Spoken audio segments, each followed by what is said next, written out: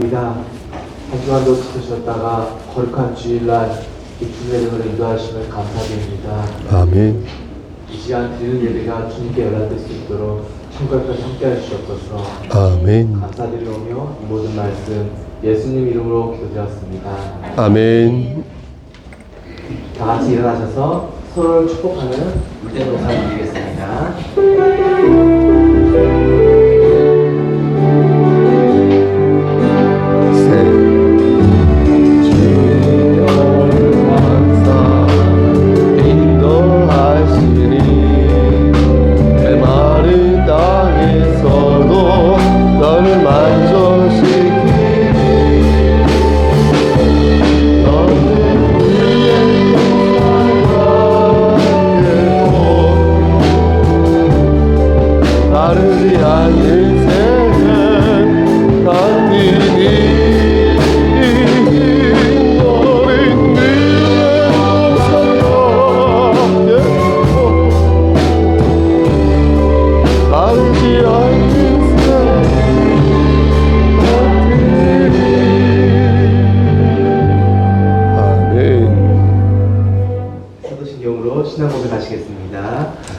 전능하사 천지를 만드신 하나님 아버지를 내가 믿사오며 그 외아들 우리 주 예수 그리스도를 믿사오니 이는 성령으로 잉태하사 동정녀 마리아에게 나시고 본디오 빌라도에게 고난을 받으사 십자가에 못 박혀 죽으시고 장사지 사흘 만에 죽은 자 가운데서 다시 살아나시며 하늘에 오르사 전능하신 하나님 우편에 앉아 계시다가 저리로서 산자와 죽은 자를 심판하러 오시니이다. 성령을 믿사오며 거룩한 공예와 성도가 서로 교통하는 것과 죄를 사해 주시는 것과 몸이 다시 사는 것과 영원히 사는 것을 믿사옵나이다. 아멘.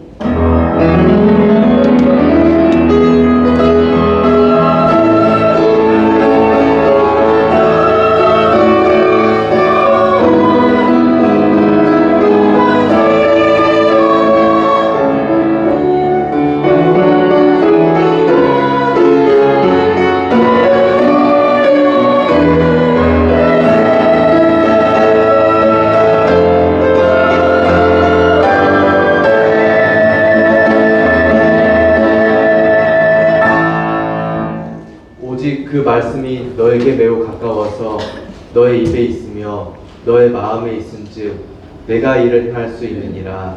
아멘. 이 시간 찬송가 86장 드리겠습니다. 찬송가 86장입니다.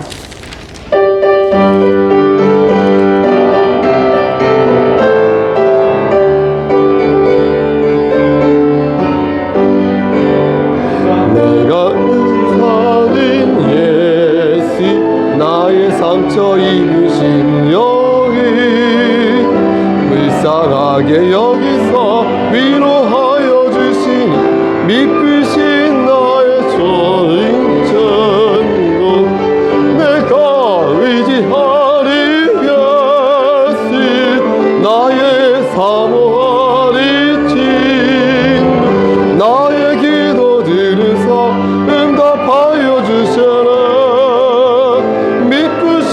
나의 전부. 오늘 성경 말씀은 누가복음 9장 28절에서 36절 말씀입니다. 누가복음 9장 28절에서 36절입니다. 신약성경 107쪽에 있습니다. 신약성경 107쪽 누가복음 9장 28절에서 36절 말씀입니다. 신약성경 107쪽 누가복음 9장 28절에서 36절입니다.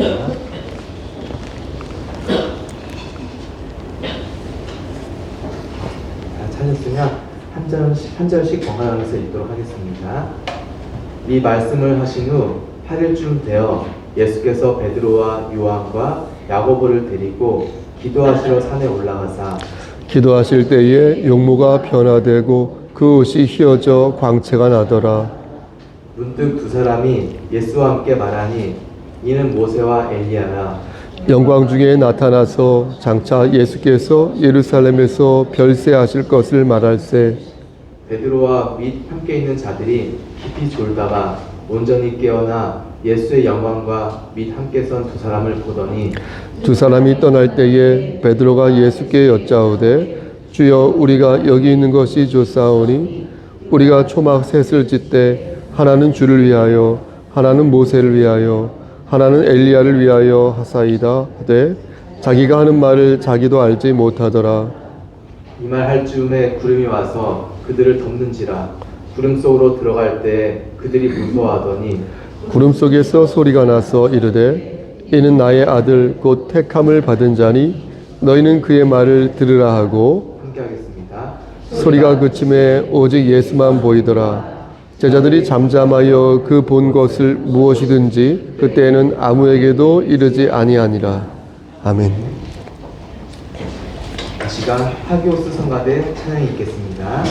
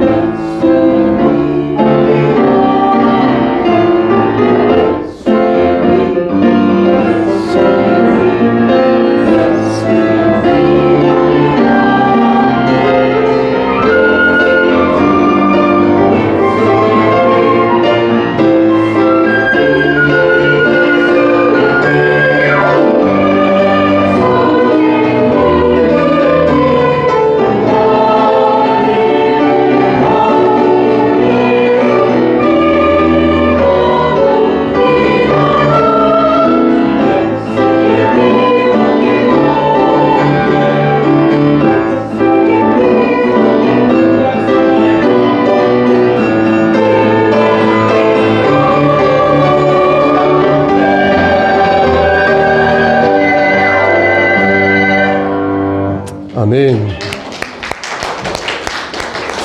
기도하십니다. 하나님, 이 시간 하나님 말씀을 대언하고자 합니다. 하나님 말씀을 반듯하게 잘 전할 수 있도록 도와주시옵소서. 예수님의 이름으로 기도드렸습니다. 아멘. 누가복음 9장 앞에 말씀인데요. 18절에서 27절 말씀을 보면 예수님께서 제자들에게 사람들이 나를 누구라고 생각하고 있는지 묻는 그런 대목이 나옵니다. 예수님께서 그렇게 물으신 이유가 뭐겠습니까? 그 이유는 사람들의 생각이 잘못되었다는 것을 가르치기 위해서 그러신 거였는데요. 이 사람들이 나를 따르고 있기 괜찮습니다. 사람들이 나를 따르고 있는 것 같지만 저들의 믿음이 한참 잘못되어서 최소한 당신을 따르는 그 제자들만큼은 제대로 좀 믿었으면 좋겠다. 제대로 좀 알았으면 좋겠다 라는 취지에서 그런 질문을 돌려서 하신 것입니다. 제자들은 사람들의 생각을 이렇게 말씀드립니다. 선생님, 어떤 사람은 선생님을 세례 요한이라 말하고요, 어떤 사람은요 선생님을 엘리야라고 말합니다. 또 어떤 사람은요 선생님을 선지자 중에 한 사람이라고 말을 합니다. 그 한 사람이 살아났다고 말을 합니다. 예수님께서는 그렇게 말하는 제자들을 빤히 보셨겠죠? 그렇게 응시하신 후에, 야, 그러면 너희는 나를 누구라고 생각하니? 뭐라고 생각하니? 이렇게 물으셨습니다. 그동안 나랑 다니면서 여러 이적도 보고 여러 체험도 했잖아. 그런데 그럼 니네들은 나를 제대로 알고 있을 것이니 나를 너희들은 누구라고 생각하는지 혹은 무엇라고 생각하는지 한번 말해봐. 이렇게 말씀하셨습니다. 지금으로 따지면 일종의 심층 면접이 되겠는데, 여러분 이런 분위기 어떻습니까? 저는 그때 제 개인적으로 제자였다면 정말로 마음이 설렜을, 저 이런 분위기 너무 좋아하거든요. 너무 설렜을 것 같습니다. 왜냐하면 그 순간에 저의 생각을 피력할 수 있고, 또 저의 생각이 만약 잘못됐다면 직접 하나님께서 고쳐주실 거 아니겠습니까? 그러니까 정말로 저는 마음이 설렜을 것 같습니다. 베드로는 그때 이렇게 말합니다. 여러분 20절 말씀 보시겠습니까? 20절 말씀 보니까 선생님은 하나님의 그리스도이십니다. 이렇게 말합니다. 맞죠? 선생님은 하나님의 그리스도이다. 그런데 다른 복음서를 보면요, 베드로의 고백이 좀 다르게 기록되어 있는 것을 알 수 있습니다. 이게 왜 다르냐면요, 여러분 생각해 보십시오. 베드로의 고백을 이렇게 하고 있는데 베드로가 옆에 있는 제자들이 그걸 듣고서 나중에 성경에 기록한 거 아니겠습니까? 그럼 그 골자를 중심으로 글쓰기를 한 거 아니겠습니까? 그러니까 그 골자는 나오는데 자세한 내용을 기록하지 못했을 수도 있죠. 지금이라면 휴대폰으로 녹음을 해가지고 한자 한자 다 이렇게 옮겨 적었을 터인데 그때는 그게 아니지 않습니까? 그러니까 골자 중심으로, 골자를 떠올려서 골자 중심으로 성경을 기록했던 것입니다. 그러다 보니까 중심 내용은 비슷한데 이 제자들마다 베드로가 고백한 내용이 조금 다르게 기술되어 있는 것입니다. 그래서 오늘 본문 누가복음 있지 않습니까? 여기에서 누가는 예수님을 하나님의 그리스도이다 이렇게 기술한 것입니다. 그리고 마태복음에서 마태 있지 않습니까? 이 마태는 뭐라고 기록했냐면 베드로의 그 말 중에서 하나님과 그리스도란 그 단어에 꽂힌 것이죠. 그래서 우리가 잘 아는 주는 그리스도이시오 살아계신 하나님의 아들이다 이렇게 기술한 것입니다. 그리고 마가복음에서 마가는요 좀 두루뭉술하게 기술하였는데 그리스도라는 말에 꽂혔는지 그냥 주는 그리스도이십니다 이렇게 기술하였고요. 또 요한복음에서 요한이 있지 않습니까? 좀 다른 표현으로 주는 하나님의 거룩한 자입니다 이렇게 기술해 놓았습니다. 이렇게 표현은 모두 다르지만 사실 뜻을 하나씩 풀어보면요 다 내용이 거의 대동소이합 같습니다. 왜냐하면 보십시오, 그리스도라는 그 말은 기름 부음을 받은 자지 않습니까? 아시다시피 기름 부음을 받은 자로서 거룩하다는 뜻을 가지고 있기 때문에 그렇습니다. 그러니까 그 자체가 하나님의 뜻을 성취했다는 의미가 들어있는 것입니다. 그러니까 제자들이 조금 다르게 표현하였다 하여도 그리스도라는 말에는 거룩하다라는 그 의미가 들어있기 때문에 내용상 보면 차이가 없는 것입니다. 그러니까 여기서 중요한 것은 무엇입니까? 베드로가 예수님을 어떻게 고백하였다? 그렇죠. 그리스도다 이렇게 표현한 것이 중요한 것이 되겠습니다. 그러니까 그리스도란 표현은 마태, 마가, 누가에 다 들어있고요. 요한복음에서 이 요한은 거룩하다고 표현했는데 이 거룩하다는 것도 그리스도의 의미 안에 포함되어 있는 것이기 때문에 사실은 같은 고백이다, 같은 표현이다 이렇게 말씀드릴 수 있겠습니다. 그러니까 그 단어, 그리스도란 단어가 중요하다는 것입니다. 그래서 저는 의도적으로 예수님을 표현할 때 예수님이라고 말하기보다 예수 그리스도라고 표현하는 것을 즐겨합니다. 그러니까 예수님이란 표현이 잘못되었다는 말이 아니라 그리스도가 가지고 있는 지대하고 심오한 어떤 의미가 너무나 좋기 때문에 그리스도다, 예수 그리스도다 이렇게 표현하는 것입니다. 우리가 여러분 잘 생각해 보십시오. 이제 하나님께서 정하신 어떤 때에 여러분 개별적으로 다 다를 터인데 우리가 이렇게 천국에 도착할 때가 있을 거 아니겠습니까? 우리가 이렇게 천국에 도착할 터인데 그때도 하나님께서 오늘과 같은 질문을 하시지 않을까 싶은 것입니다. 권사님, 그렇게 하시지 않을까? 그럴 것 같지 않습니까? 장로님, 그럴 것 같지 않습니까? 어떤 분에게는 주기도문을 한번 외워보세요. 이렇게 말할 수도 있겠고, 어떤 분은 사도신경을 외워보세요. 라고 할 수도 있겠고, 또 어떤 분은 십계명 한번 외워보세요. 못 외우시는 것 같은데? 외워봐라. 이렇게 말씀하실 수도 있겠죠. 근데 저도 근데 아침 예배 녹음을 할 때 주기도문을 자꾸 틀려서 사도신경 종종 틀려서 다시 녹음할 때가 있습니다. 갑자기 아무것도 기억이 안 날 때가 있고요. 걱정하지 마시라는 거예요. 왜 그렇습니까? 우리가 깜빡 잊을 수 있지 않겠습니까? 그걸 어떻게 계속 기억할 수 있겠습니까? 우리의 총기가 쇠하여지는데 그때 우리는 무엇을 생각하면 된다? 그리스도. 그리스도를 생각하면 된다는 것입니다. 너는 나를 무엇이라 하느냐? 바꾸어 말해서 너에게 나는 어떤 존재냐? 너에게 난 뭐냐? 라고 물으실 때 기억이 안 나. 그리스도요. 이렇게 말씀하시면 되겠다라는 것입니다. 주님은 저에게 그리스도이십니다. 진심으로 그렇게 고백한다면 그것이 100점짜리 답이란 사실을 꼭 기억하시길 바라겠습니다. 근데 가만히 생각해 보면 이러한 질문이 이 땅에서도 받는 질문이라고 생각합니다. 우리의 신앙 선배들은 어땠습니까? 공산당 아시지 않습니까? 이 공산당의 그 총뿌리 앞에서 이러한 질문을 우리 선배들은 받았고요. 또 우리의 신앙 선배들은 일제의 폭정 앞에서 이러한 질문을 받으면서 끝까지 어떻게 했습니까? 신사천배를 거부했지 않습니까? 그런데 지금 우리도 그러하니 정도의 차이가 있겠죠.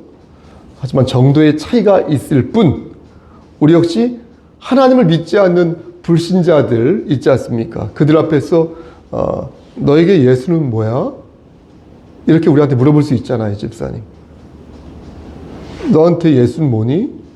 라고 이렇게 우리가 수도 없이 질문을 받을 수 있지 않을까요? 네가 그렇게 교회를 다니고 네가 그렇게 교회에 헌금을 갖다 바치는데 너 대체 왜 그런 거야? 목사에게 그거 다 주는 거야? 이런 질문을 받을 수 있지 않겠습니까? 대체 왜 그런 것이니? 너에게 예수는 무엇이고 예수가 뭐리라고 하는데 교회는 뭐야? 이런 질문을 숱하게 받을 수 있지 않겠습니까? 여러분 받고 있지 않으십니까? 그때 우리는 신앙의 결기를 보여야 할 것이니 그렇게 질문하는 그들에게도 보여야겠죠. 하지만 무엇보다도 우리의 죄를 사하여 주시고 우리를 하나님의 자녀로 인쳐주신 우리 주 예수 그리스도에게서도 그분에게도 우리의 속마음을 확실하게 보여드려야 할 필요가 있다는 것입니다. 주님은 저에게 그리스도가 되십니다. 저는 예수 그리스도의 희생으로 제 사함을 받았고요. 우리 사모님 아까 그렇게 기도했는데 성령을 선물로 받았습니다. 비록 제가 넘어지고 쓰러지고 아주 자빠지고 죄송합니다. 벌어지만도 못할 삶을 살 때가 종종 있는데 하지만 하나님께서는 주님의 은혜로 저를 의인으로 간주하셨습니다. 그래서 저는 예수님이 너무나도 좋습니다. 그런 예수 그리스도를 저는 한 줌도 되지 않는 인간관계와 몇 푼의 돈과 명예 따위를 위하여 주님을 부인하지 않겠습니다. 주님은 나의 힘이시오, 나의 방패 되십니다. 여러분, 우린 이렇게 고백하지 않겠습니까? 여러분, 그렇게 고백하시다면 작은 소리로도 좋은데 아멘 하시길 바랍니다.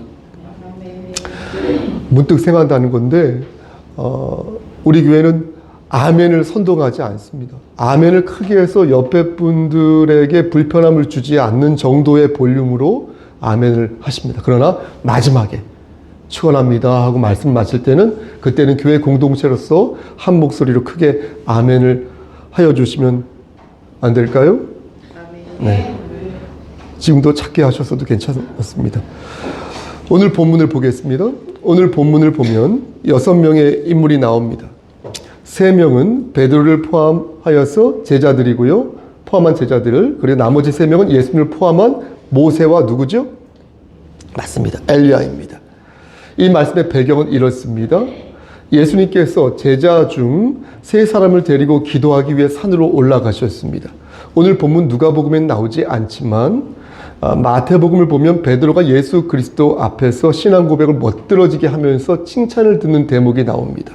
마태복음 16장 18절 말씀을 보면 예수님께서 베드로를 칭찬하신 후에 다음과 같은 약속을 하시는데, 어떻게 약속하시냐면 너는 반석 위에 교회를 세울 것이니 음부의 권세가 그 교회를 이기지 못할 것이다. 이렇게 말씀하시면서 19절 말씀에 뭐라고 말씀하시냐면 내가 베드로 너에게 천국 열쇠를 주리니 네가 땅에서 무엇이든지 매면 하늘에서도 맬 것이요 네가 땅에서 무엇이든지 풀면 하늘에서도 풀릴 것이다. 이렇게 축복하십니다.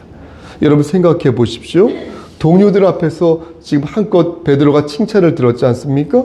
얼마나 기분이 째지겠습니까? 그런데 곧이어 예수 그리스도께서 자신을 콕 집어서 기도하러 야 우리 산에 같이 가자 이렇게 말씀하신 거예요.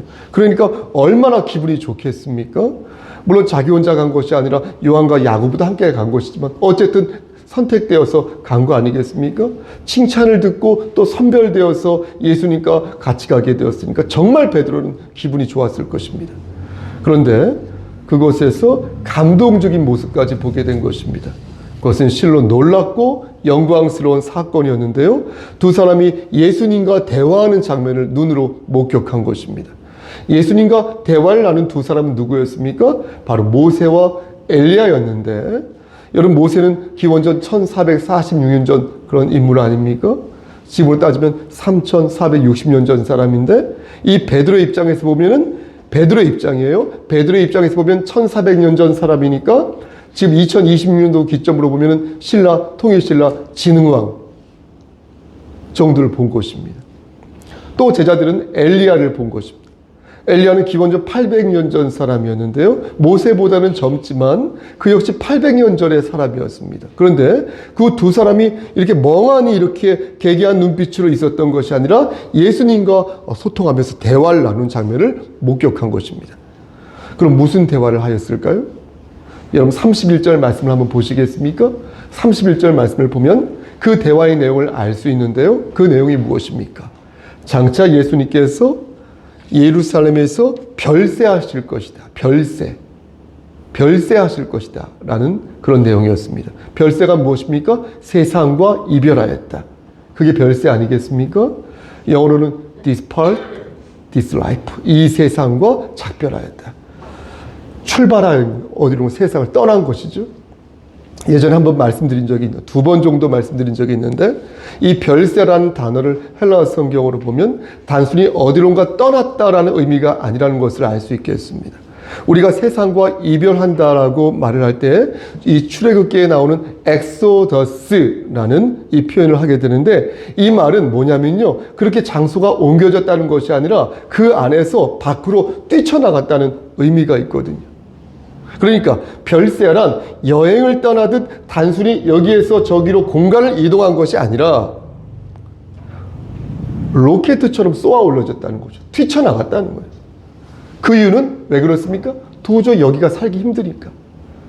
이곳이 너무나 있을 만한 곳이 못 되니까 뛰쳐나갔다는 것입니다. 그러므로 예수님께서 예루살렘에서 별세하셨다는 이 말씀의 진의는 예루살렘이라는 그 장소가 보통의 장소가 아니라는 거예요. 여러분, 그렇다면 예루살렘은 좋은 장소였습니까? 나쁜 장소였습니까? 그 안에 안주하고 싶은 장소였겠습니까? 아니면 뛰쳐나가고 싶은 장소였겠습니까?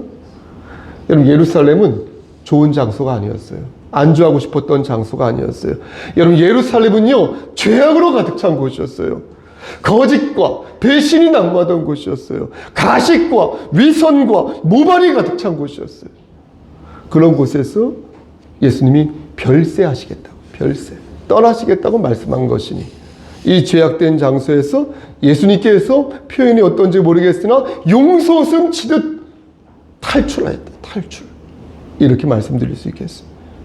여러분 생각해 보십시오. 우리는 아침에 출근할 때, 집을 나설 때 탈출한다고 말하지 않습니다. 그렇게 말한 적도 있었으나 아무튼 탈출한다고 말하지는 않습니다. 예배를 마치면 우리는 이곳에서 탈출 이렇게 생각하지 않으실 것입니다.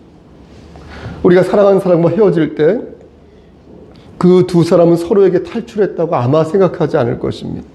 정말로 불편한 자리에서 우리가 이렇게 나오거나 아니면 정말로 같이 있고 싶지 않은 그 자리에서 나올 때 탈출 이렇게 말하겠죠. 그때 탈출. 예수님께서 예루살렘에서 탈출하신다라는 말씀은 예루살렘이 그만큼 썩었다는 거예요. 여러분 잘 들으셔야 돼요. 예루살렘이 그만큼 썩었다는 거예요. 그리고 그 동네가 지금도 그러할 수 있다는 것이에요. 이스라엘과 미국과 이란의 전쟁에서 썩은 예루살렘과 죄악으로 물든 냄새나는 그늘을 우린 또한 목도하게 되는 것입니다. 그러므로 저는 오늘 본문에 의거하여 여러분들에게 다음과 같이 권면하는 것입니다. 귀 있는 자는 성령의 음성을 들으시기를. 사랑하는 우리 송석교회 성도 여러분, 여러분들에게는 지금 혹시 썩은 예루살렘이 있지 않으십니까? 죄악으로 물든 냄새나는 그늘이 혹시 있지 않으십니까? 만약 있다면 그곳에서 빠져나오시기를 바라겠습니다. 무기력함과 불안함과 폐역함에서 탈출하시기를 바라겠습니다. 애굽은 죄악이 관영된 곳이었습니다. 하나님의 백성들은 그곳에서 우상을 섬겼습니다. 그리고 하나님을 연거푸 배신하였습니다. 하나님께서는 모세를 들어 그들을 출애굽시키셨으나 이스라엘 백성들은 여전히 하나님을 배신하다가 급기야 예수님도 죽였습니다. 엘리야도 마찬가지였습니다. 엘리야는 이스라엘의 왕 중에서 가장 악독하였던 왕인 아방 때 활동하던 선지자였습니다. 많은 이스라엘 백성들이 아방 아래에서 우상을 숭배하였을 때 엘리야 선지자는 갈멜산 언덕에서 850명의 술사들과 맞짱 떠서 싸웠습니다. 그래서 모세처럼 이스라엘을 탈출시켰습니다. 이제 그 공이 여러분들에게 그리고 저에게 넘어온 것입니다. 우리는 모세가 되고 엘리야가 되어 우리 안에 있는 냄새나는 그 그늘에서부터 그 예루살렘 같은 그 그늘에서부터 빠져나와야 할 것이니 베드로처럼 잘못 말하지 마시고 오직 우리 주 예수 그리스도의 은혜를 받잡고 하나님을 기쁘시게 하는 삶을 사시기를 바라겠습니다. 베드로는 이상하게 고백하였습니다. 자기 입으로 말하면서 자기가 뭔 말을 하는지 스스로 몰랐습니다. 주여, 우리가 여기 있는 것이 좋사오니 초막셋을 짓되 하나는 주를 위하여 짓겠고요, 또 하나는 모세를 위하여 짓겠고요, 나머지 하나는 엘리야를 위해서 짓겠습니다. 여러분, 왜 베드로는 이렇게 횡설수설 횡설한 것일까요? 여기에 오늘 강설의 핵심이 있습니다. 아무리 우리가 우리 주 예수 그리스도의 사랑을 이곳에서 지금 이곳에서 2026년 3월 이때 우리가 느낀다 하여도 우리가 가야 할 것은 분명히 정해져 있다는 것입니다. 아무리 우리가 천상의 감동을 느끼며 그 감동을 세상 사람들과 나누고 싶어도 여러분들의 연수는 70이요, 80, 90 그럴 수밖에 없을 것임에 저도 마찬가지 우리는 이곳을 탈출할 수밖에 없다는 것입니다. 그러므로 사랑하는 우리 송석교회 성도 여러분, 현실에 안주하지 마십시오. 우리의 현실은 하나님 나라에 있으니 이 세상에 지나치게 경도되어 주객이 전도된 삶을 살지 마십시오. 현실을 도피하라는 말씀이 절대 아닙니다. 욕심을 내려놓고 무엇이 삶의 본질인지 적나라하게 우리의 욕망을 분석해 보자는 것입니다. 세상은 우리가 품고 가야 할 곳이 아니라 버리고 가야 할 대상입니다. 이 땅에서 숨을 쉬는 동안 우리가 정말로 최선을 다하여서 내가 선 그 자리에서 예수 그리스도의 향기를 발해야겠죠. 그거 하지 말라는 거 아니라 최선을 다해서 그리스도의 향기를 발하. 그렇게 살되 우리의 본향은 저 하늘에 있다는 사실을 여러분들이 꼭 기억하셨으면 좋겠습니다. 구원은 우리 주 예수 그리스도 안에 있으니 여러분 예수 그리스도 안에서 여러분의 욕망을 잘 점검하시고 여러분들의 욕망을 비전으로 바꾸셔서 종국적으로 이기는 자 되시기를 마지막입니다. 주님의 이름 받들어 간절히 축원합니다. 아멘. 기도하십니다. 하나님, 좁은 입으로 하나님 말씀을 대언하였습니다. 우리 주 예수 그리스도 안에서 하늘의 소망을 두고 오늘을 이길 수 있도록 도와주시옵소서. 예수 그리스도 이름으로 기도드려 싸움나이다. 아멘.